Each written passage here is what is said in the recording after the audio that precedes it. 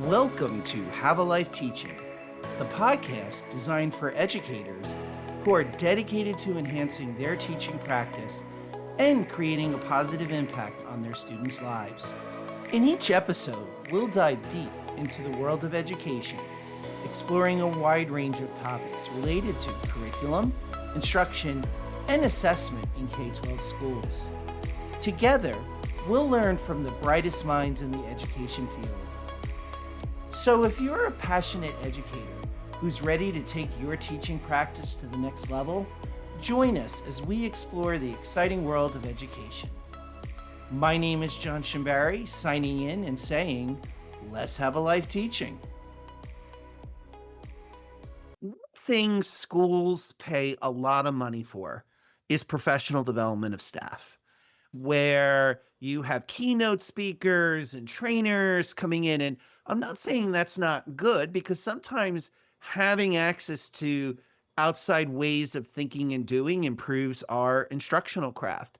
But I think if solutions come from in-house, they're more likely to stick because they're grown in the soil of the culture of that school. Shane is a leadership consultant based in Shanghai, China.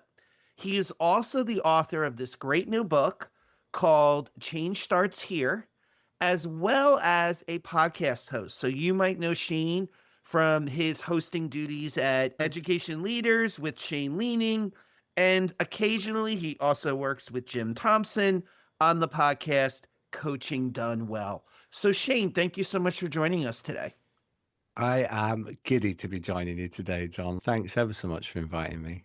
I appreciate it. And I think you're the first guest that has ever used the word giddy on the show. So I'm giddy that you're giddy. I love this already. So tell us, Shane, obviously you don't sound like you're from Shanghai. So I came to Shanghai with my wife back in 2012. We've been here a long time now. We came to China in 2012. We were actually somewhere else in China, in a city called Guangzhou, and then we moved to Shanghai later. And I worked in the international school sector. I was a teacher in the UK, came into the international school sector here, and eventually got into what happens, right? You come here for an adventure and then you get into a great school and it's a lovely life out here. And then you get the promotion and you go into leadership and things just took off. And we never really expected to stay more than a year, 2, 3. And here we are 14 years later. That journey has taken me through school leadership, but also executive leadership across a group of schools. And now more recently, working for myself, which is actually a nice joy for the last couple of years, podcasting and coaching organizations and running leadership work for schools around the world. I love that. And one of those things we're going to talk about tonight, which is how schools affect positive change, the change process, because we all know, I don't care where the school is, change is hard. So Shane, tell us a little bit about your work specifically with change in school systems. Yeah, I think you hit the nail on the head. Change is hard. Change is hard.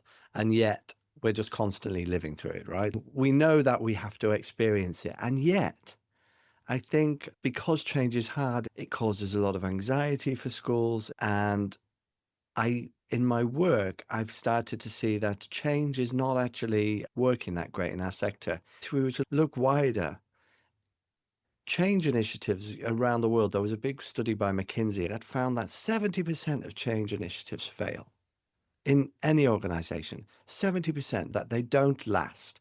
And if you looked closer into education, my good friend and author, James Mannion, who wrote a brilliant book called Making Change Stick, he says that actually in schools, this is 95% of change doesn't last more than, let's say, a couple of years. And it's funny because I think teachers know this so well. In fact, I often say, don't you think teachers have the rolliest eyes of any sector? Because we've seen it all before. A leader stands up and says, here's this new thing. And you go, okay, let's see how this goes. I think that's a bit of a problem that we should be tackling head on. I agree. And as those eyes are rolling, I also know that probably about 80% of the people in the audience are also saying, yeah, this too shall change. Too will change. It might change before this leader leaves. It might change after the leader leaves, but it's going to change. So why do I want to invest myself in this change? And I'm shocked. I didn't realize it was over 70% failure rate. Why do change initiatives, and you were bringing up, Shane, that in particular in schools, it's probably closer to 80 or 90% of Yeah. change initiatives fail. Why do you think that's particularly the case in schools? So I think there's a few reasons. One, a lot of the work that I look into, we find is that humans naturally resist change. So it's actually inbuilt in us for a start. And that's an interesting point in that anything that is new, there are so many defense mechanisms just biologically and in our brains that just say, hey, let's protect this, whether this be status quo bias or whether it be cognitive reasons. I don't agree with this change, I'm going to resist it. Maybe it's an emotional reasons. Change has not worked well for me. It's not felt good before, so I'm going to resist it. Maybe it's status reasons. This is going to be a threat to my position and who I am in this organization. There's so many reasons why we have a reason to resist change. And yet, the way most change is still done in a lot of schools, in a lot of organizations, is this. The leader or a leadership team has an idea, and then they move on to saying, all we have to do is convince everyone to get on board. We have a term for this, don't we? We say, let's get buy-in. Buy-in. And if your starting point is getting buy-in, I'm sorry, you're probably going to be part of that 70, 80, 90%. Instead of aiming for buy in, what is the alternative way to have effective change? So, in your advice or in your experience, instead of seeking buy in, what should leaders be doing to ensure that needed change actually happens? Yeah. And you're right, John, to say that change is necessary. There's a wonderful academic in the UK called Sharath Jeevan. He's a bit of a sci-fi geek, so he talks about starship change and asteroid change. And he says there's asteroids that hit us and force us into change. Think COVID, think this AI revolution. These are asteroids that hit us and it forces into change. But there's also then starship change, things from within internal of the organization, things that come up that we have to deal with. And we're in a constant state of thinking what's on our starship that needs addressing and what asteroids are hitting us that we need to address. The challenge, I think, is that if we were to think of change, we might think of change as having three key distinct moments. It always starts with a perception of a challenge by someone. That could be a leader, it could be a teacher, could be a parent. Someone says something needs to change. And then at some point, move that change into a goal. You say, okay, this is the challenge. And this is how we're going to translate that into a goal, something we want to work on. And then at some point, you then move that goal into a solution, right? But what often happens is we get presented with a challenge and we feel the need to act very quick. So we immediately convert that into a goal and then immediately say, and here's a solution. And then we go from that point.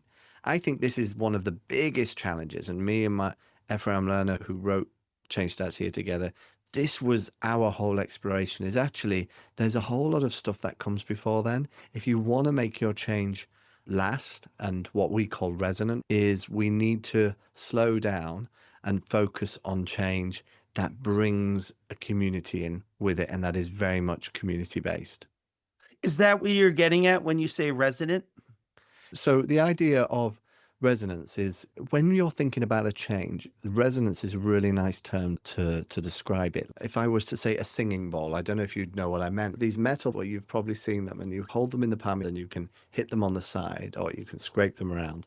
And we've got a lovely one from Tibet and it makes this lovely resonant sound, ding, and it keeps going, right? It keeps resonating.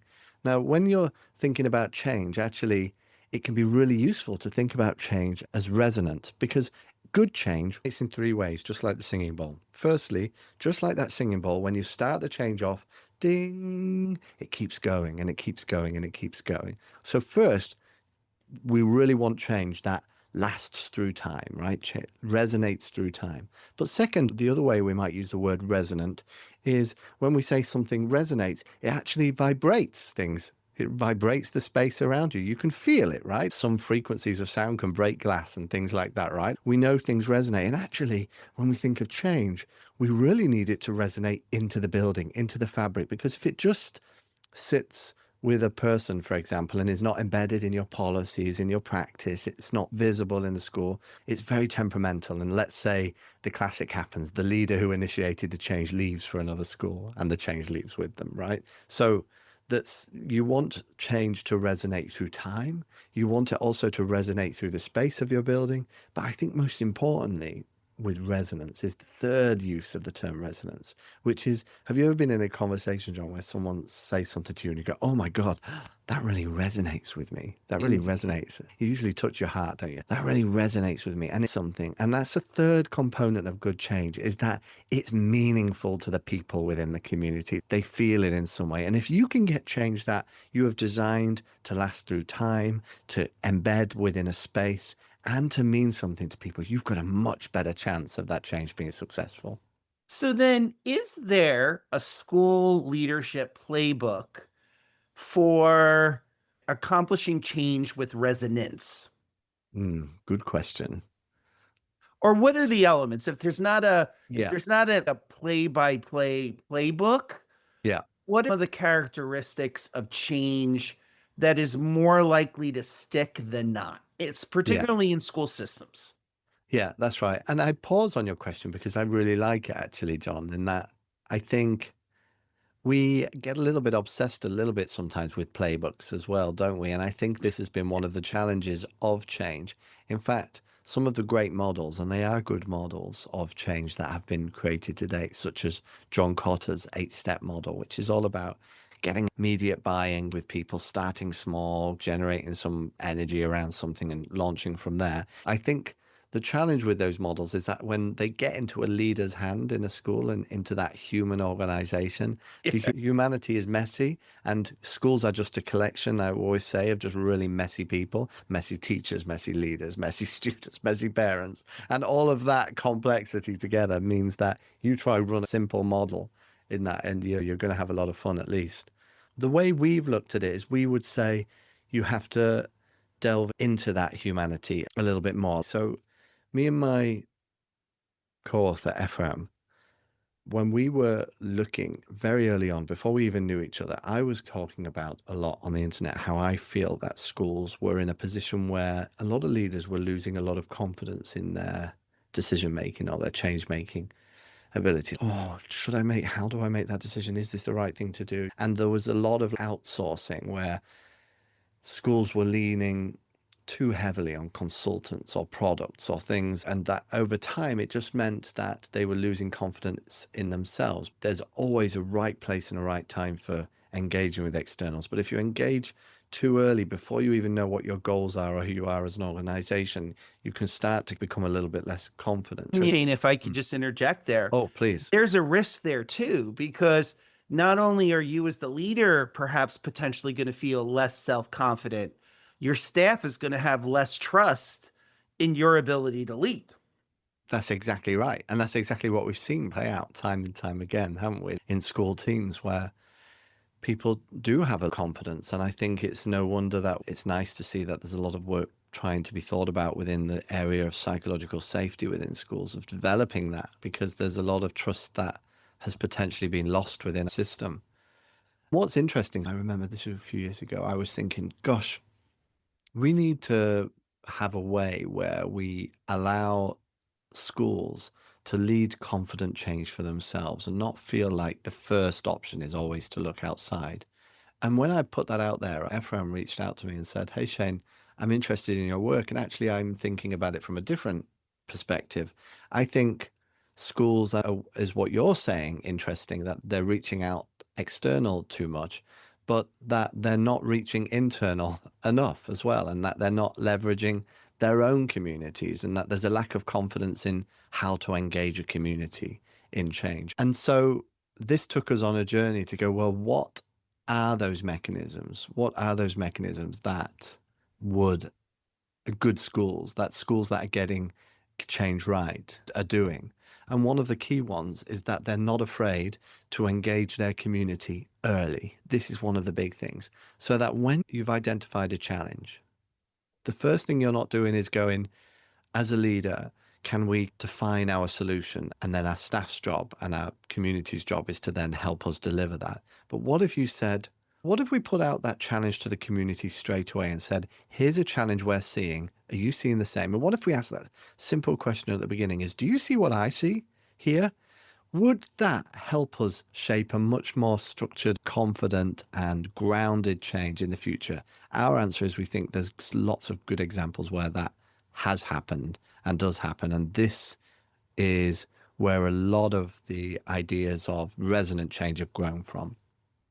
Indeed, and I could see that building the trust that we're talking about because oftentimes when leaders do present solutions, how many times do they really want critical feedback on those solutions?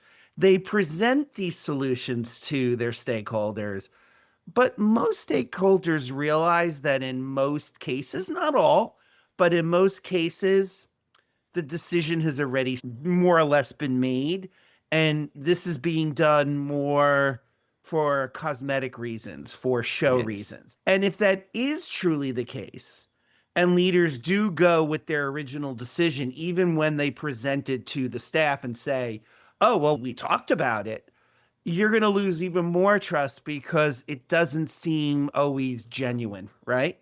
Whereas if you, to your point, if you present a challenge, not the solution, but the challenge to your stakeholders, and even ask them, is this what you see as our biggest challenge? Because our parents or students or staff might see different challenges Yeah. that if we solve them would vest them more in the community and make the school a better community organization. So that really talk about resonance, that really resonated with me, Shane, in terms of starting with the problem, not starting with the solution when you're working with your stakeholders. What are some of the other ways to engender change from within? Yeah. What you said, by the way, because rarely I'm lucky enough to do a lot of work with schools on helping them think through their own change. And rarely is the initial perceived challenge, rarely is that the actual challenge when they actually investigate. Rarely. If at the very least, it's more nuanced than the original challenge. And most of the time, actually, it's something quite different. And it's amazing being able to see schools actually turn that challenge into a community owned goal, a goal that the community says is important, how then this concept of buy-in becomes so much less important because everyone's going, this is important to us. So of course we want to work on that and buying into a solution, less of a job of that you have to take on less of the salesperson role as a leader. Exactly. Can you think of a school that you've worked with? It could be anywhere, and we don't need to obviously know the name that had a quote unquote change issue. Mm. How did that work out for them working with you? Can you take us through a school that really nailed internal change processes well? Yeah. So when I work with schools, I like to work on a long engagement, right? So not just a one and done training, but engagement exploration. I worked with a school last year, and we're still chatting today because we do ongoing coaching. But thought they were okay. We've got a bit of a language acquisition challenge here. This demographic shift in our schools. It's happening a lot in Asia, where you've got a big increase of students who've got lower English levels, and they go, okay, we need to do something. And the way we feel we need to do that is a curriculum change. And so they came to me and said, this is where we're heading. And I said, okay, can we investigate that first? And I actually spent a bit of time with the school and help them to facilitate interviews across their community on perceptions. And interestingly, very quick, we did a week's work together. And very quick, they actually realized that, well, there were a few things happening actually. One, it didn't seem to be the curriculum, but the teaching methodologies that the teachers were using to deliver that curriculum were so wide. And they would go, oh my goodness, wow, if we just change the curriculum, this challenge will continue because our teachers are not aligned on a common set of principles of how we do this. They went on a bit of a journey actually that ended up in an instructional coaching approach that they decided, and they'd started to develop a playbook and worked out a set. And they're well over a year into the journey now and seeing real impact in that alignment around core strategies. And they could have just as easily bought into a new curriculum. And There were a lot of curriculum companies who were quite willing to take that and say, yep, our curriculum will sort this out. Our curriculum's great at that. And of course, this just wasn't the challenge. And had they not had the chance to explore that, they wouldn't have got to that point with this particular school. What was also really interesting is that in the initial exploration, they realized very quickly that the leaders' perception was very different to the teacher's perception. And it had been quite different for so long that the teachers had lost a bit of safety in their teams, and they felt like there was a bit of a compliance culture where people were going, well, we just have to do what the leaders want us to do when they're watching, and then we just crack on when they're not watching. And it was a real wake up for them to go, oh my God, there is this disconnect. And we actually need to bring people in a room together to talk about this disconnect. And they did a lot of work on that. And there was a lot of trust building, which takes a long time to repair and is still ongoing right now. But in terms of how, as another part of our goal, how are we going to help bring our teams together to ensure there is better transparency and there is no performative accountability system, because this is getting in the way of our goal. So they had this dual goal. One, should we lean into our teaching approaches? But two, we also have to figure out this gap and make sure our staff feel psychologically safe to express themselves and create systems around that. So these two prongs that they ended up working on, which if they'd have just jumped to the solution, these would have stayed hidden. They'd have gotten that new curriculum. They'd be down the line and they'd be still going, what is happening? What is the problem? Why are we still not getting these children through their language learning journey? But I think that's so common, don't you think, John? It is. And in fact, it's so common that my next question for you is this. Now, a lot of the coaching you do is international and private international schools. I'm Yeah. sure you do coaching. I think I saw you did some coaching here in the States and Yeah. work with other types of schools. Are there any nuances or differences in how you manage internal change if, let's say, you're a district public school, state school, Mm. or if you're a private school? Or are the tenets of effective internal change the same? I think there are general principles that stay the same in what way. Now, those schools naturally will have some greater agency and autonomy as well to make for themselves, and that can make it easier. But also, some of these schools have long legacy, historical legacy of what they are, and maybe they're private schools, and parents have a stronger expectation on what happens, and they're so then they've got an increased pull towards to do what the parents want to do because they're the customer in some ways. Whereas maybe a state school in the, you say public schools in the US, right, would have greater levels of accountability to their trust or to their local education authority, for example. And therefore that can be a challenge. And look, when I'm working with a school, some changes are changes where you can't take this full approach to, this slow approach to some changes. For example, your local education bureau brings in a new safeguarding policy change. Now, yeah, it probably wouldn't be the right thing to go, okay, we're just going to check to see if this is right for us. No, we need to implement that sense. There is a different model of change that you're probably going to go through, and there's good models that exist for this. But for the change that is deeply rooted, curriculum change, these getting change, there's a lot of changes that actually will really benefit from a slow approach. The thing that connects a lot of the schools that I work with, John, is that everyone feels in a rush. And it's a legitimate feeling, right? Everyone, we all feel that this particular change we're working on is, and it usually is something you have to get on. But I always say to schools, look, they always say to me, this change is different, Shane. We just have to get this one through. And then we can maybe down the line, we can work on a slower method of change. I'm great. You can do that. Can I please just look at the statistics again one more time on how much change fails? Let's have a look at your change in the past to your school. Can we just document different initiatives that have happened in this school and how long they've lasted? Your odds are stacked against you, so you can make that decision again, or we can choose to do less things well. It takes a bit more confidence to do that. Yeah, it might not feel like the right thing to do. And under accountability systems where your boss is wanting you to do something, then you can feel that pressure. But we can't keep making this same mistake again. The Teacher Development Trust in the UK found this data. Over £1 billion was spent just on professional development alone in state schools. That's pounds. And this is just a huge amount of money. And if you think, then compare that to the statistic that at least, even if we just went conservative and said 70% of that didn't last, 0.7 billion wasted is just not good Yeah. enough. And we have to address it. We do. There's an expression, let the urgent supersede the important. But we do that all the time in schools. We put out fires.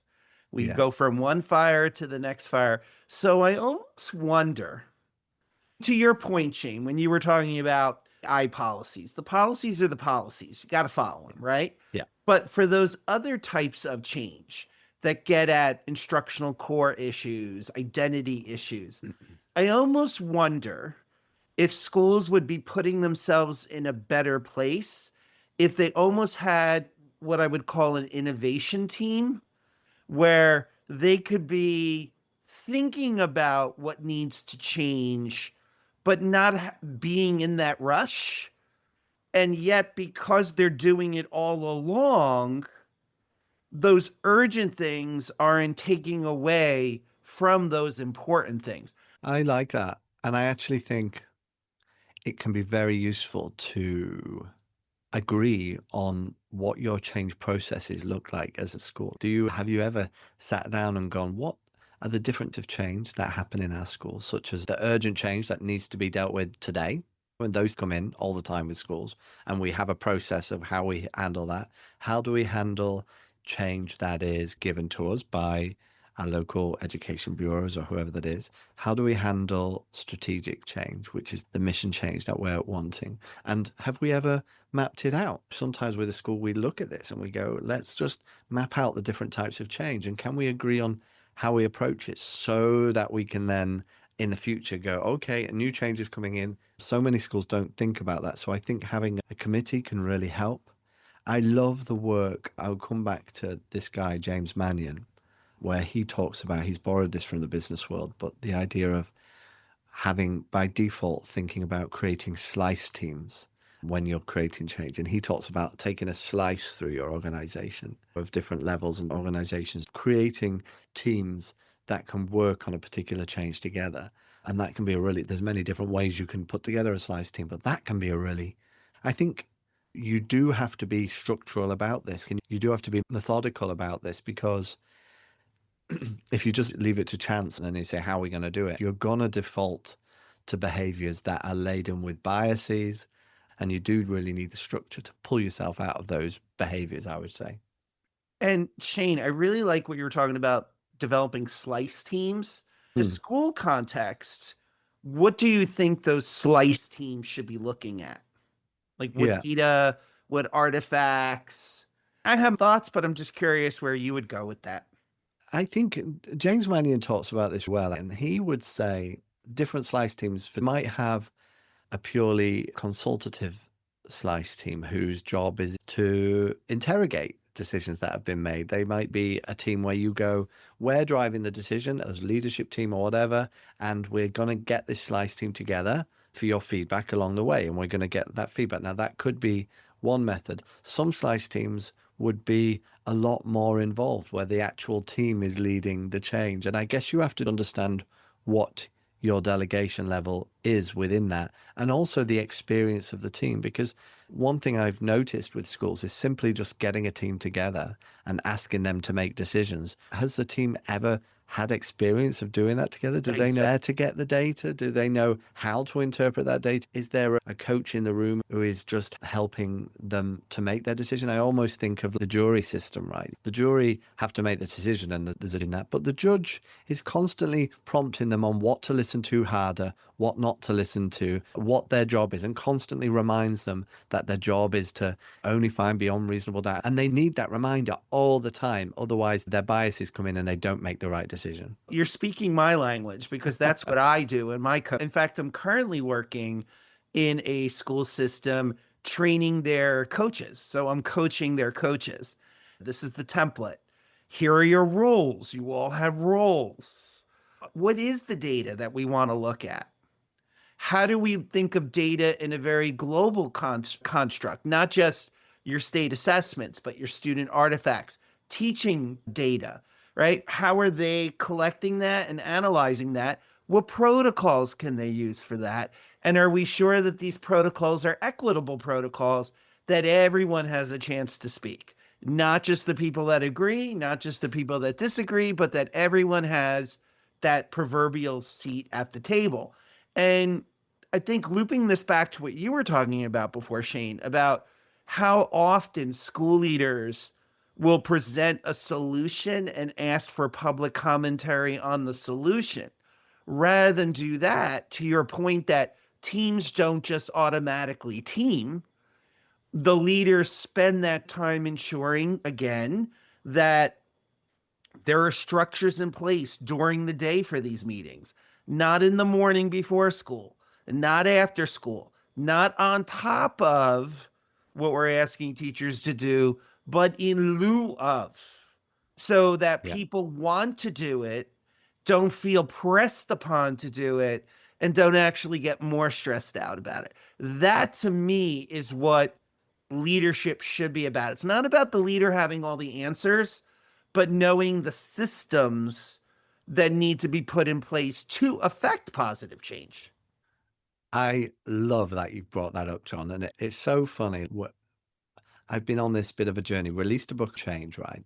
And then worked with a lot of schools and started to find I was like, okay, I can train them on these change principles, but actually, if they don't know how to run a meeting effectively, if they don't know how to structure a conversation, these things are all just all well and good, but actually there's some fundamentals here needs. And it's funny because that took me on a whole journey of one of my most recent projects where I'm doing these leadership intensive programs where I thought actually there are some prerequisites. There are some things that need sorting before you take on these big change. And that's actually mastering a few fundamentals of leadership, which ironically are not being covered in many leadership programs. Many leadership programs are way up here and they're not actually helping leaders with down here on that day to day. And so I've been working with a group of leaders. We just finished the first cohort on this education leaders intensive on just, well, what if we just focused on some of those core leaders? How do you run a meeting? How do you have a difficult conversation? How do you communicate with clarity, for example? What if we just mastered a few of those simple leaders? Would that give us more space to unlock the change that we're within, which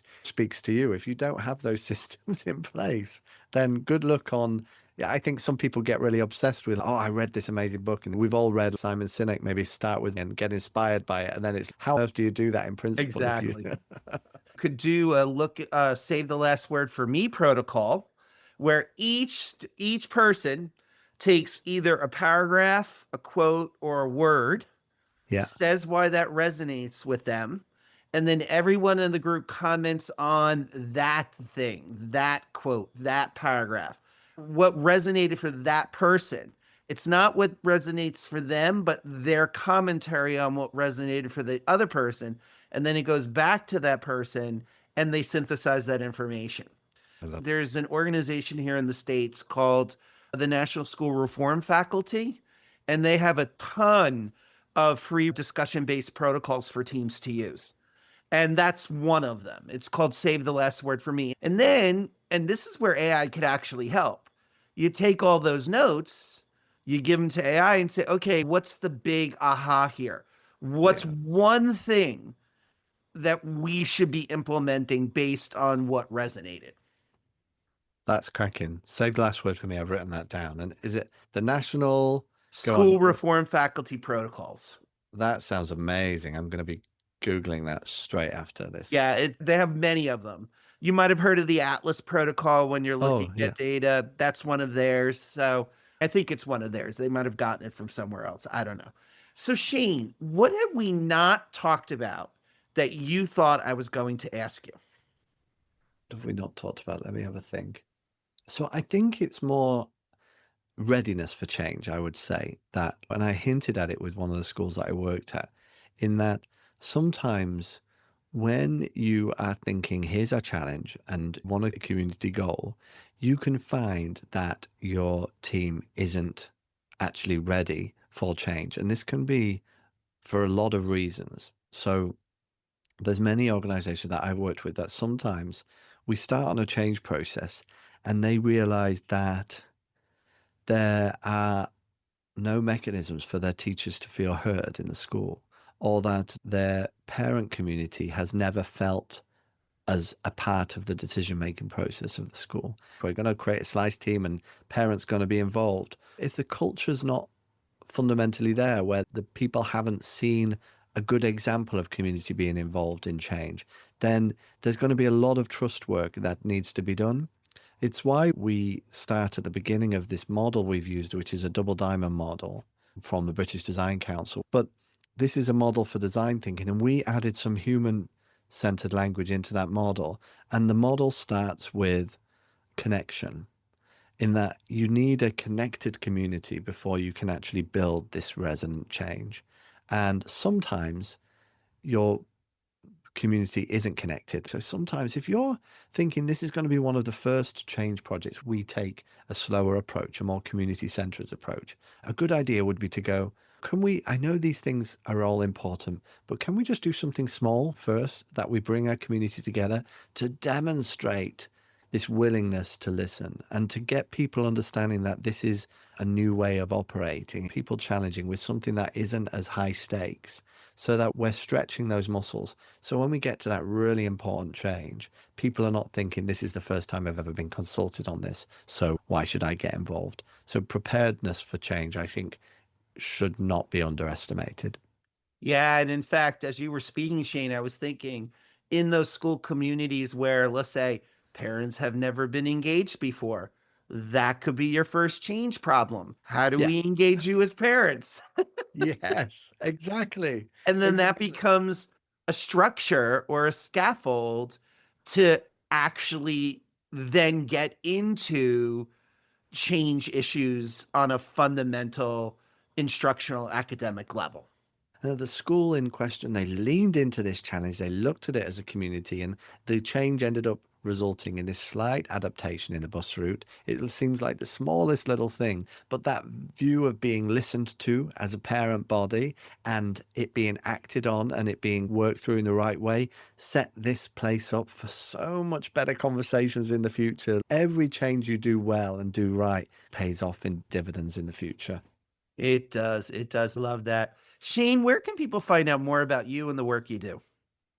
So I hang out on a few places. Find me on LinkedIn. It's Shane Leaning. It's good for podcasts because most people read my surname and think it's Shane Learning. Wouldn't it be wonderful if I was Mr. I Shane? thought that at first myself until I actually looked at the spelling. So much so that my website is shaneleaning.com. So I ended up last year, I bought shanelearning.com as well. So even if you get that wrong, you'll still find me. But that's my website, shaneleaning.com. At LinkedIn, all the usual social media places is where I like to hang out. And John, I like to share different ideas and things around change and leadership. Love this education community. And I love that we have this opportunity now to just chat with really interesting people across the Exactly. world. Anywhere around the world in live time. Amazing, right? I was just saying that to some of my student teachers that when I started teaching, it was an odyssey to do any international project. In fact, I'm dating myself, Shane, but my early years of teaching, there were still what were called pen pals. I'm just saying. I love it. And thank you, John. This opportunity to speak to people like you is just, I have to pinch myself. What an absolute honor. So, folks, remember, and I'll put links to on the show notes. Education Leaders with Shane Leaning, not learning, leaning, and Coaching Done Well that he co-hosts with Jim Thompson. So, Shane, thank you so much for your time today. Hope you're going to go out there and enjoy Shanghai this morning. It's the evening here. I think I am Yes. retiring after this podcast. I appreciate you staying up and I appreciate your energy at this time of night as well, John. Thanks Yeah. so much. Thank you for listening today. I hope you got some great tips that you can bring back into your teaching. Remember, have a life teaching without sacrificing your own. Also, don't forget to subscribe and be well.